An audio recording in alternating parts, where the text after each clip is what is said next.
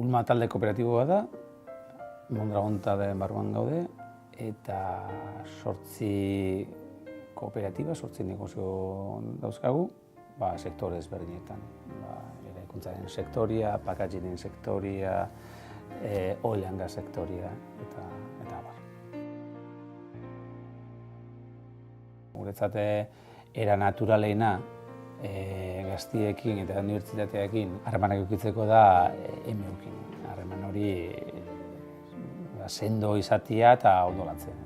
Ni adibidez naiz EMUko ikasle ohia be bai, eta guretako asko dira EMUn ikasitakoak.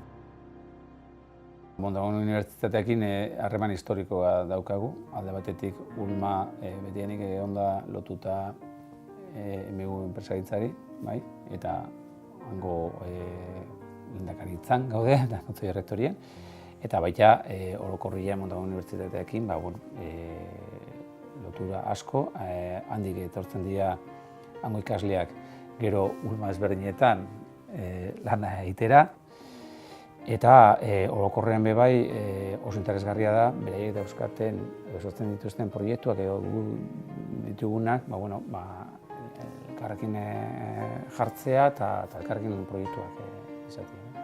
Etorkizunean, nik uste dut, eta hori da egungo plan estrategikoan dagoen erronka bat, enpresa eta unibertsitateen arteko harremanak estaututa sendotu egin behar dira. Nik uste dut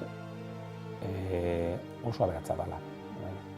Bai, erakunde bezala, bi erakunde bezala, baita ikasleen ikuspuntutik bai, integrazio maila gero altua, orduan eta hobeto preparatuak irtengo dira ikasleak unibertsitatetik, eta gertu egongo dira enpresetan sartzeko.